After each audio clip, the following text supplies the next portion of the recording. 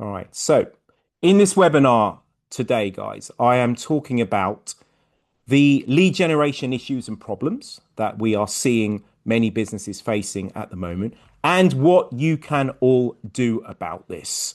What are the solutions to that? So, I'm going to start by really, I suppose, focusing you on what are the solutions here. So, I'm going to ask you a few quick questions. And first of all, I want you to think about how urgent is it for you and important to improve your ability to find new work, new customers, new clients? On a scale of 0 to 100, what is the level of urgency that you have to improve that? Just give yourself a score. And then I want to ask you two more things as well. Firstly, how would you rate your activity levels towards on the activities that you need to do to generate more leads? So, for example, and that's a score out of 10. So, for example, it's a 10 if every spare minute is invested in some form of lead generation or sales activity. That would be a 10. So, give yourself a score out of 10 on activity, and then another score out of 10 on consistency. How consistent are you with those activities? Day after day after day, month after month, year after year. How consistent are you with those activities out of 10? So if you then multiply those latter two numbers, is that score higher or less than the score for how important it is? So if your score for how important it is 80 out of 100, and your score multiplied together for activity and consistency is 50, then there is a mismatch here. There is a disconnect. And I see this very, very often, that it's urgent to generate more leads or even better quality leads, more target audience leads. There's an urgency, there's a feeling that you need to resolve that. And yet, in spite of that, the activity and the consistency levels are not aligned with that urgency to resolve the issue. And so today, we're going to look more at how you can better align those two objectives. But the activity levels and the consistency are super important to resolving this issue. Now, before I get into some of those lead generation solutions, I just want to clarify, is this really a marketing issue for you, a lead generation issue, or actually is it more of a sales issue? And let me just draw a distinction between the two, because for some people, they tend to lump the two together. And your marketing activities are there to generate leads. Your sales activities are there to convert the leads. Now, each one of you, especially those we're coaching, should know that you should have the data on both of those. You should know how many leads you're generating every week, every month, and you should know what your conversion rate percentage is on those leads. That will tell you whether this is more of a marketing issue or actually if it's a sales conversion issue. And if you don't have the data, then that's an important distinction to have, really. Because if your conversion rate is low, let's say, I don't know, it's 8%, then maybe the effort in generating more leads is not the right place to focus your efforts and energy. Because actually it's more of a sales conversion issue. And by the way, I talked about this in much more detail in one of my previous webinars. Where are your growth opportunities hiding? All of these webinars are now loaded up onto our YouTube channel, so you can go back and refer to them. You can subscribe to the channel and make sure you see all the notifications for when those recordings are up there. But this was all explained. Our business growth system was all explained in there. Today I'm focusing on lead gen, but I just want to make sure I draw that distinction, that maybe it's more of a conversion rate issue for you. It depends on what the data says. Now, let's talk about mindset first of all. Now, most people who start a business tend to be technicians. So the plumber who's got the qualifications in plumbing and enjoys that sort of thing, then they go off and start a plumbing business. The accountant who is really good at crunching tax calculations and that sort of thing, the accountant goes off and starts an accountancy practice. Now, that's most people, and maybe some of you were exactly in that boat that you are very, very good technicians. Fantastic. But the challenge with that is being good at your technical skills does not correlate with being good at running a business. In fact, the two are completely unrelated. And I very much see this as an evolution. And some of you will know that maybe you are more of the technician mindset, and that's where you spend most of your time doing the work, doing the projects in those technical skills. But the evolution is you need to add the entrepreneurial skills, the business skills, and the business mindset that's required to run a successful business. So the skills of marketing, of course, which is what we're talking about today, and sales, but also the skills of recruitment, of how you manage people, management systems, operational systems, how do you engage and lead people, your teams properly. This is all part of the evolution that any entrepreneur needs to go through in order to be successful. As I always say, Richard Branson doesn't fly his own planes because he's not a technician. He's got a true entrepreneurial mindset. He understands his job is to run the business, not to do the work in the business.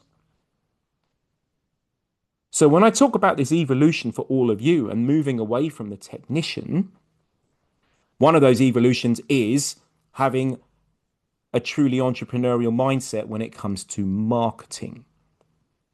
And this is where we see a lot of businesses really self-sabotage. Because the truly entrepreneurial mindset sees marketing as an investment in acquiring new clients, new customers.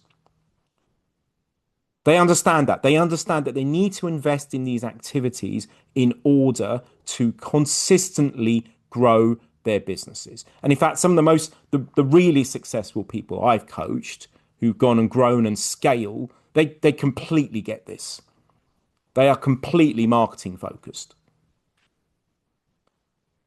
I see a very different mindset between those people and the technician who starts a business but never shifts that mindset. They stay stuck in that technician bubble. And I get it, it's comfortable, it's easy, it's what you're good at. But if you stay in that technician mode, who's running your business? Who's growing your business? So, a few tests for you guys, a few tests for you to understand whether you really have embraced this mindset of marketing or not. Here's some of the things I would expect to see in someone who's got this mindset. First of all, they understand it's an investment. So they are actually investing some money, some budget, yes, time as well, but they are actually making that investment and they are tracking the results. Because they understand that, yes, they're going to have to invest some money. Yes, some of it will not work. Some of it will lose money. Yep, they get that. They understand that it's not all going to work. But they understand that without that investment, how are you going to grow? So they have that mindset. They have that mindset. They also consciously set time aside for this. If I look at their diaries, there is time in their diaries for marketing related activities. It's actually in the diary every week. Every week. That's what I'd expect someone of this mindset to be doing. They have a plan for marketing.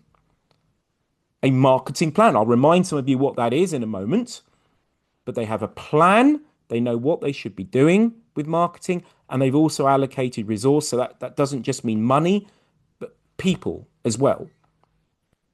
They have people helping them, whether it's in-house or external.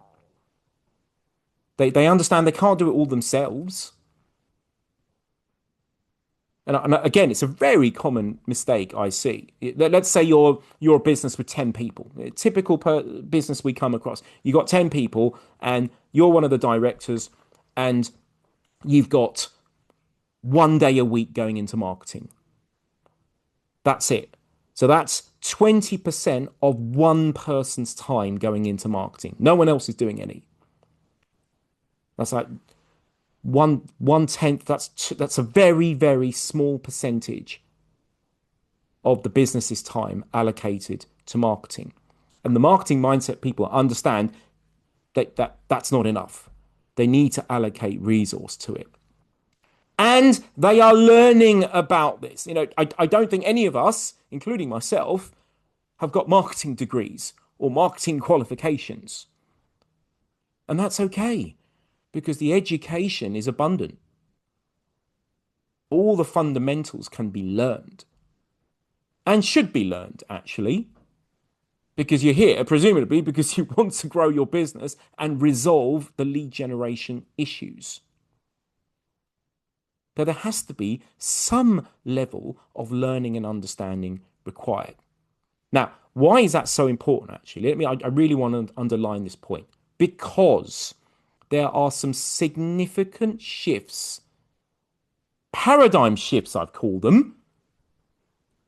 And I've even given you a little definition, just so everyone's clear. Some fundamental changes in how marketing is done and some of the assumptions behind it.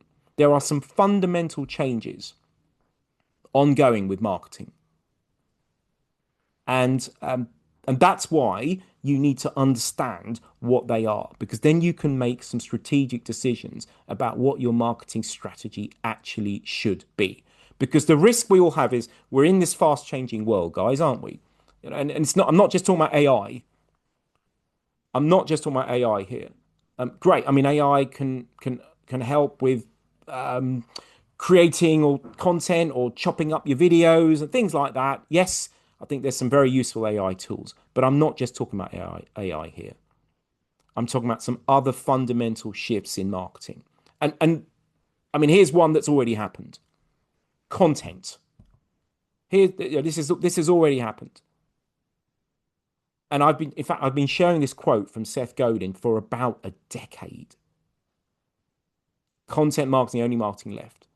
And the beauty of content is it's changed marketing from being just purely transactional. Like, hello, here we are. This is what we do. Please buy from us, please. That one-way transaction to actually using content to educate your audience, to help your audience, to build trust and relationship with your audience. And I've been sharing this for a decade. And the reason I keep sharing it is because there's so many businesses who are not doing this. They're not embracing it. They don't understand that this is how marketing has evolved. Has, past tense. If you're not doing this, you're already 10 years behind. So that's already happened. And I really hope that many of you are doing content in whatever shape or form. But there's more happening now. There's more happening now. And the big shift that I've seen, especially post-COVID, the big shift is this shift to more digital content. And what people are doing with that is people are making more and more of the decision about whether they should even approach you as a business. More of that decision is being made before they even speak with you, before they even approach you. They are doing more due diligence online. They are doing more shopping around, understanding whether you're trustworthy, credible. More of that is happening before they approach you. And what that means is that actually your marketing And what you're putting out there is becoming more and more important than just your sales process. Your marketing is playing a significant role in actually converting that lead. And now there's so many products or services, and I'm sure you can think of some, where 5, 10 years ago, you would meet someone, you would have to go and physically meet someone, or at least in a meeting, and buy it that way. Now it can all be done online. And certainly there's been big shifts. And if it hasn't happened in your industry, it may well move more towards that. But certainly people's behaviors are now more towards doing more of that understanding and trust building before they approach you. Now, allied to that is the shift between digital and human. So when I started my business in 2007, there was no digital marketing, no online marketing. So it was all what I call the human marketing. So when I started, it was like, what do you do? Either I pick up the phone and cold call people. Like I gave it a go because I had no clients. I gave it a go and I hated it. And it didn't work because I only dabbled with it. And so it didn't work because no marketing works if you just dabble with it. So what else did I do? Well, I mean, email marketing existed, but I didn't have a database.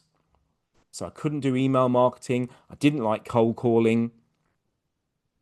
So I went networking. I would physically go and meet people in person, physically meet them. And that's actually how I got my business off the ground. And it was relentless. Mornings, evenings, lunchtimes, it didn't matter.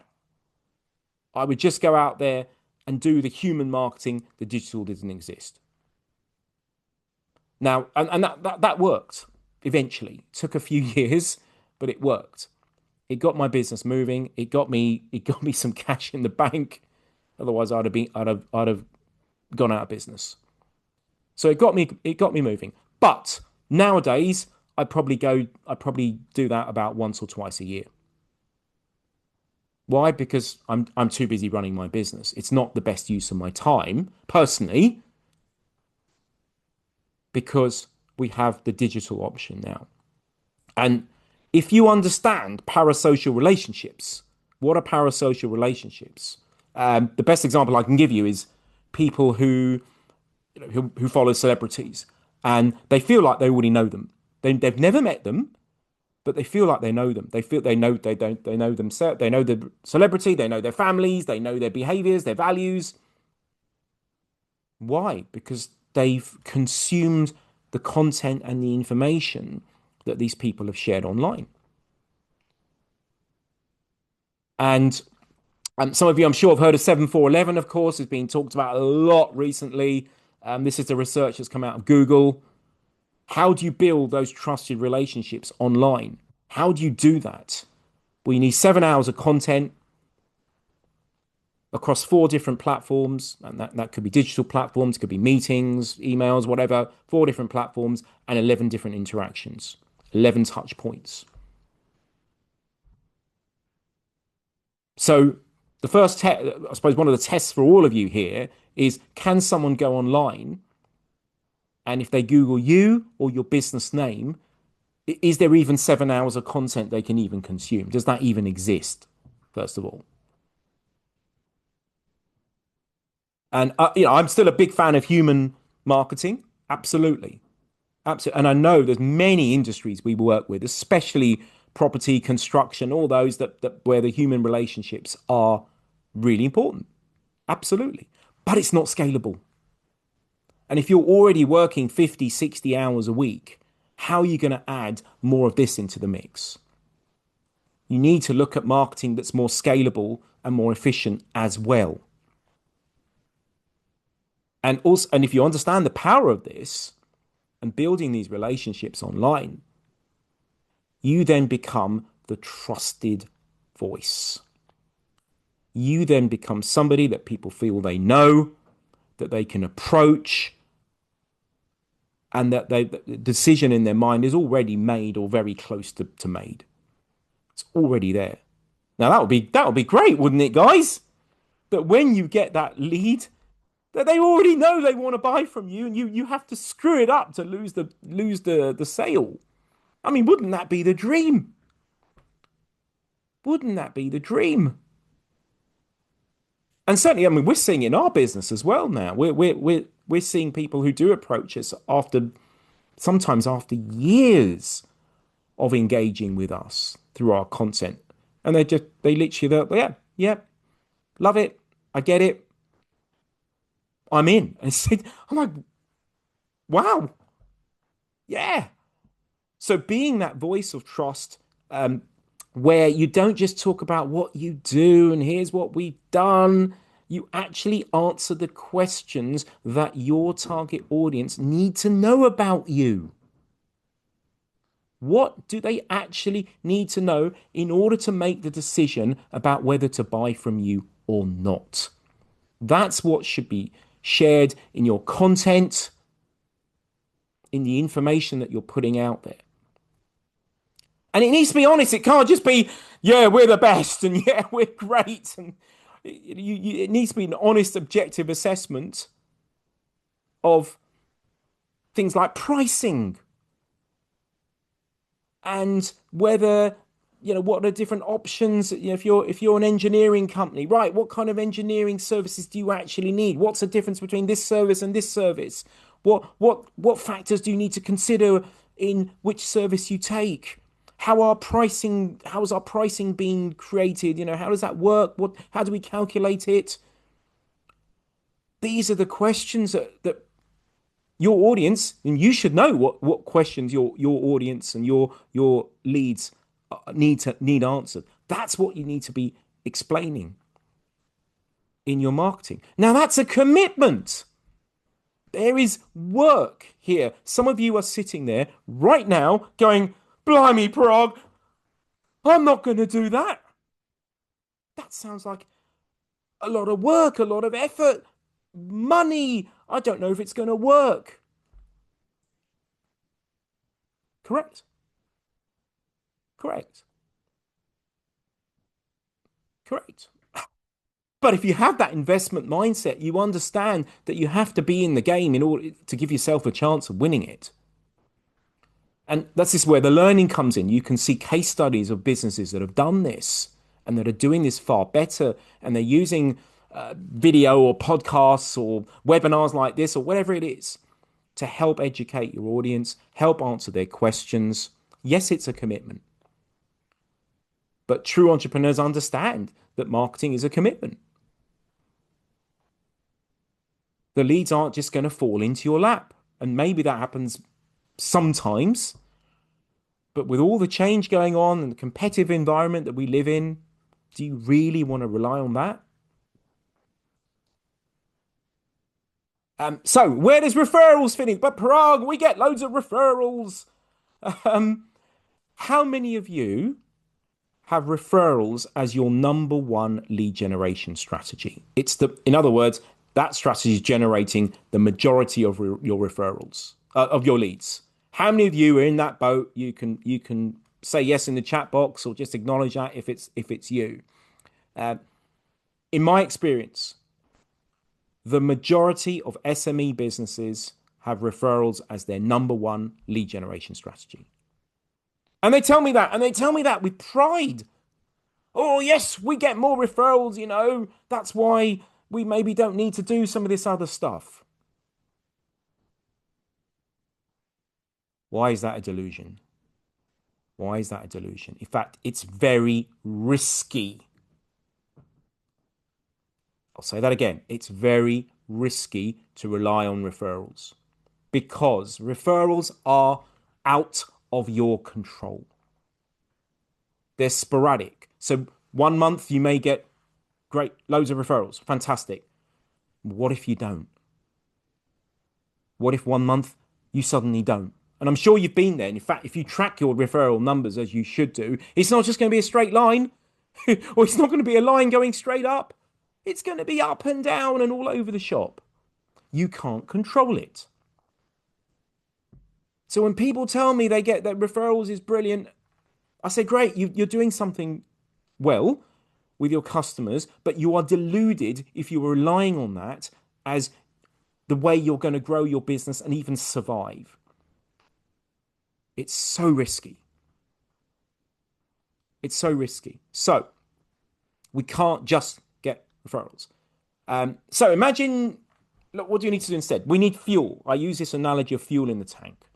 We need fuel to move this your engine, to fuel and power your engine. Imagine you're standing next to this big wheel on the screen, and I'm like, great, push that wheel, get it moving. And you're like, I can't do that. It's a massive wheel. I'm putting all this effort in. It's not moving. And you keep putting the effort in. You keep putting the effort in. And eventually it just starts to move a little bit. And you put a bit more effort in, and then it starts to move a little bit faster. And then it starts to move a little bit faster. And eventually you start getting some movement. And that's the analogy here for the challenge of lead generation. It does require a massive amount of commitment and fuel to get the thing working and moving and building your pipelines consistently. And the businesses that grow the fastest tend to be the ones that put most fuel in the tank and are doing most marketing. That simple a correlation between activity and results. So, another question for you. Let's just test this. How many lead generation strategies are you actively executing every week? Well, every month, maybe, but ideally every week. So if you're doing something sporadically, it doesn't count.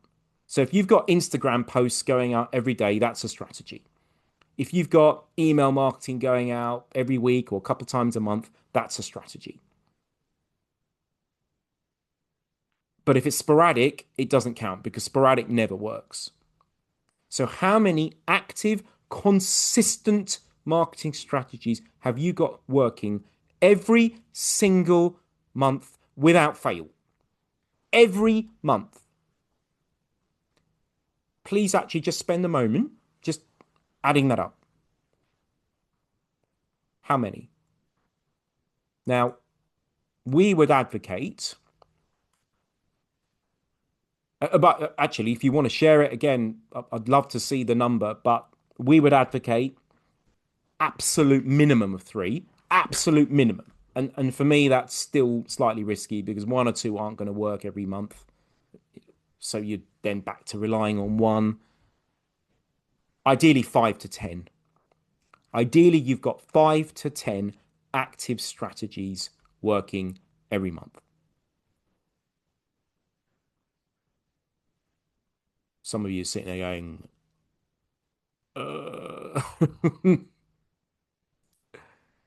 I know you are.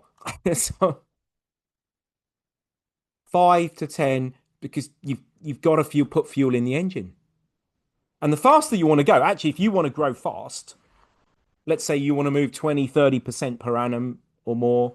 Let's say you're a 500K business and you want to add 20K, 20% per annum. Yeah, you're going to need more fuel in the tank. You're going to have that investment mindset.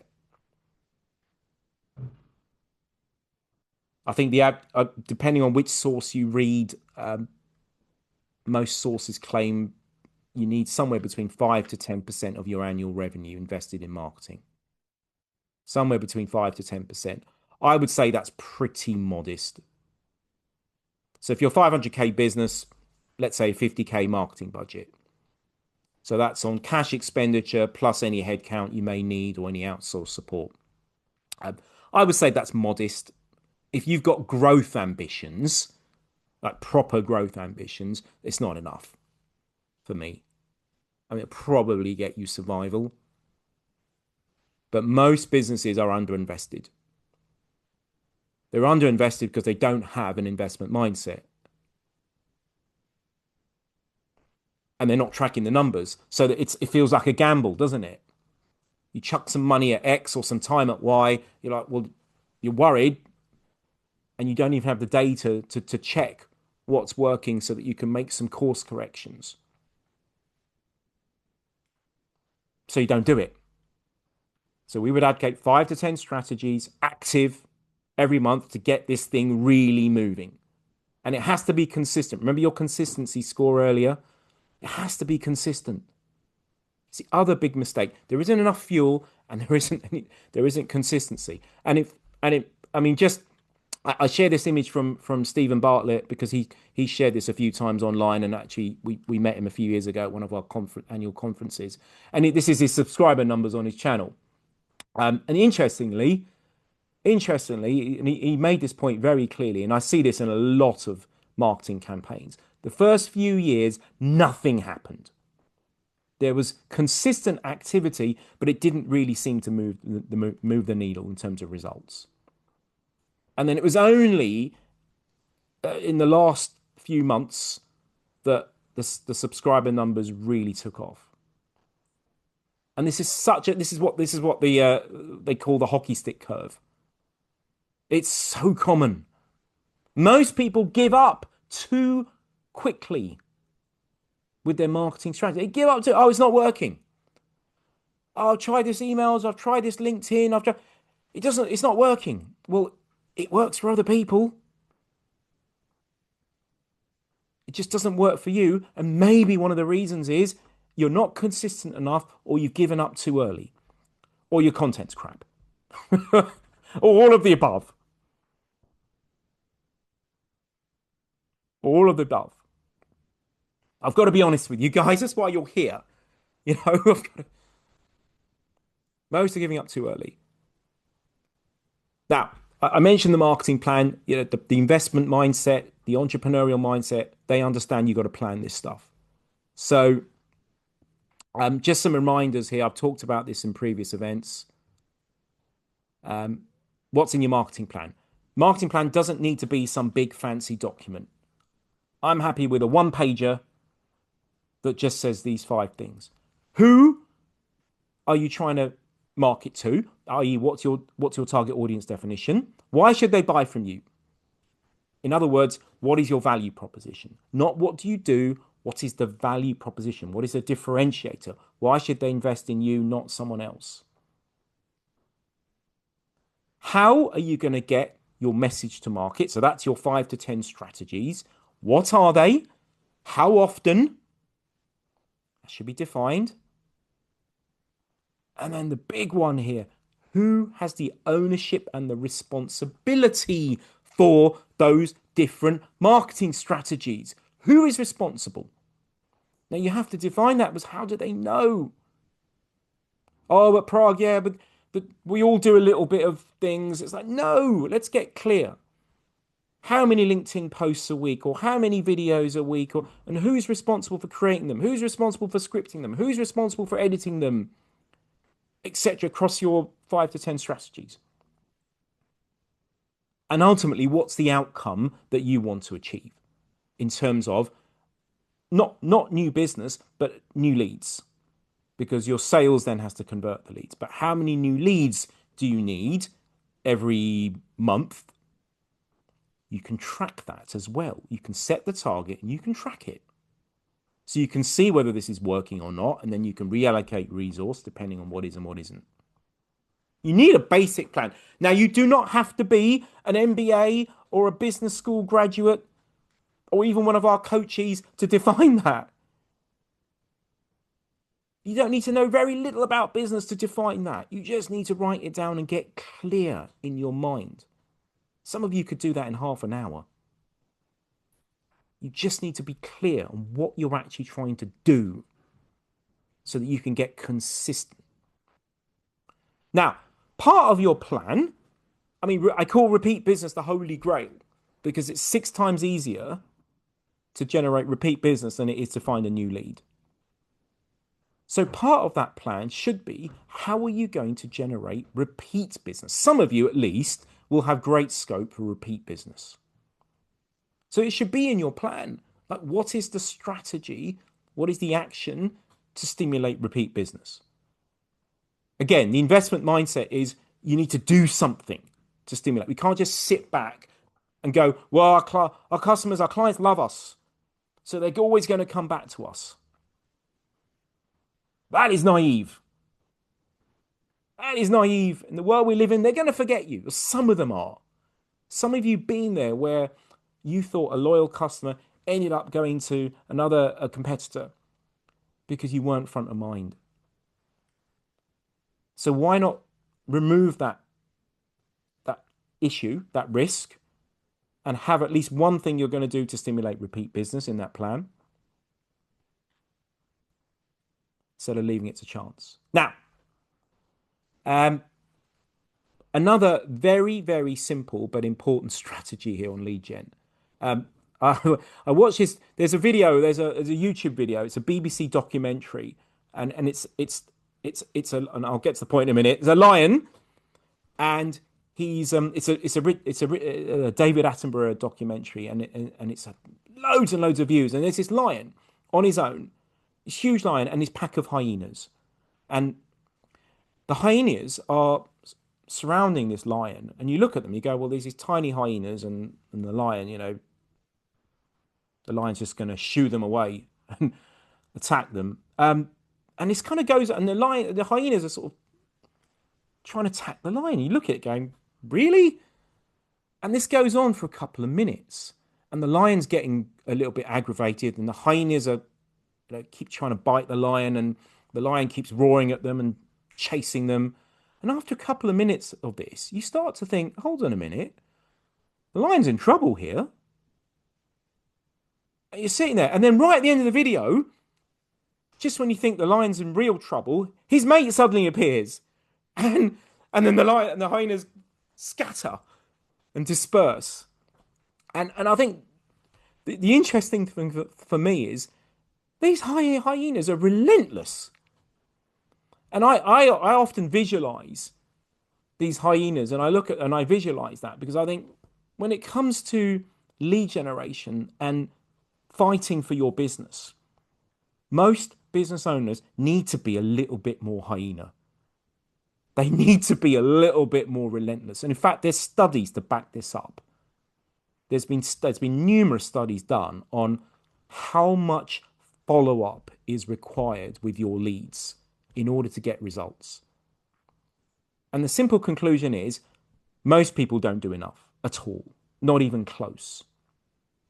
Not even close. And let me give you two examples. First of all, this one's for me, my own business. We got referred. One of our clients, he does high-end interior refurbs, and he referred us to one of his suppliers.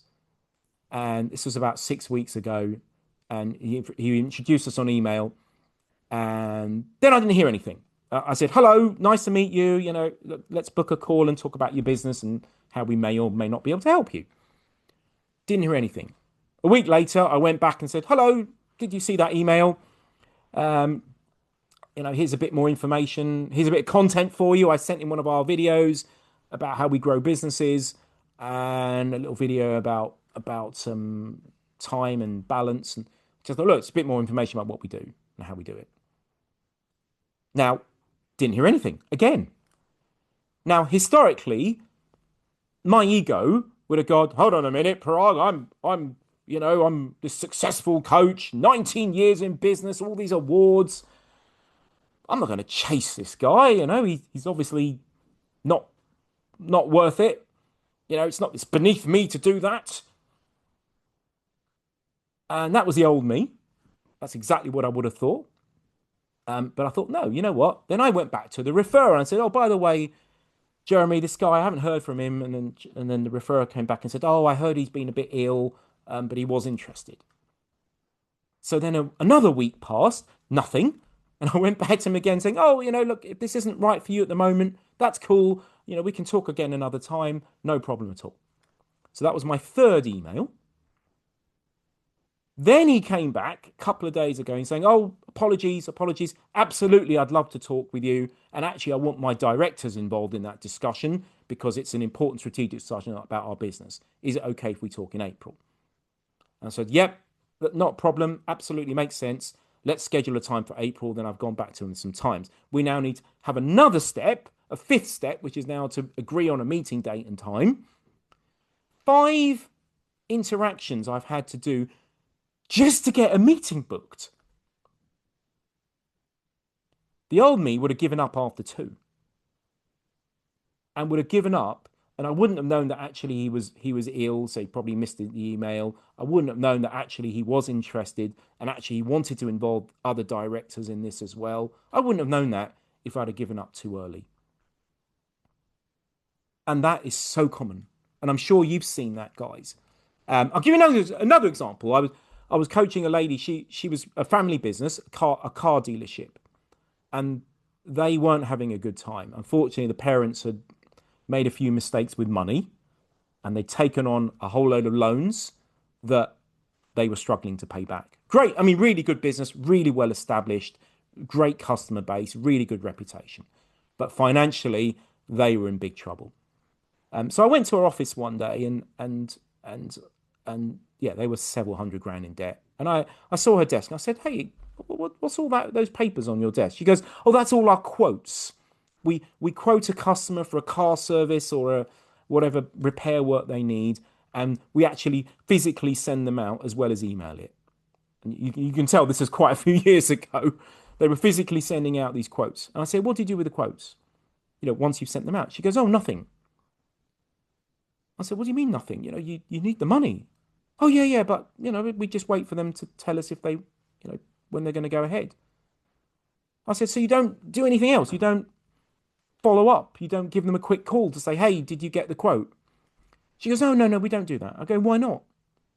So I had to sort of challenge her on this. Why don't you do that?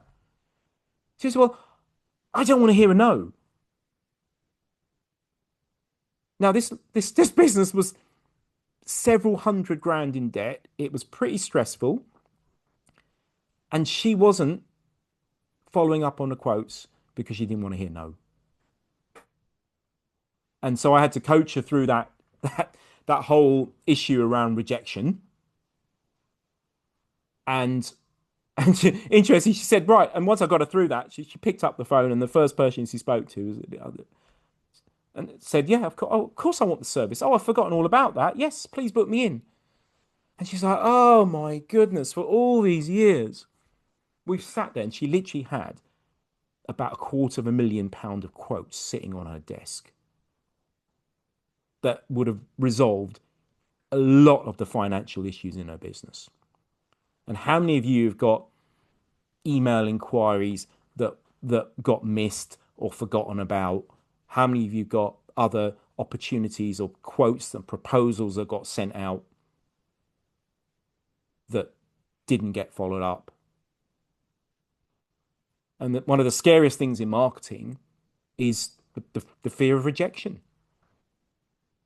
For some people, it's the fear of picking up the phone and just saying, "Hello, by the way, did you get that?" Or "What did you think?" And it's so common. And in fact, I know that LinkedIn. I mean, the only marketing I do in my business. I have a team that do my marketing, but I do my LinkedIn. I'm sure we're all connected on LinkedIn. If we're not, please do, because I aim to share 4 to 5 useful bits of content every week.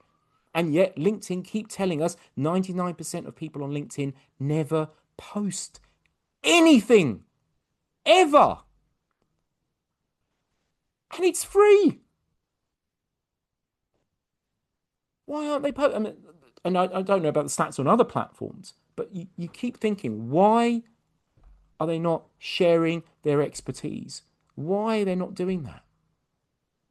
And a lot of it is rooted in a fear of something, whatever that fear might be for some of you. Maybe some of you are in that boat, but there's something going on in there, an inner dialogue that's telling you you can't, you shouldn't, you should wait till the time's right, or whatever nonsense. I call it the lies in your head, because there is a huge opportunity when your competitors aren't doing this.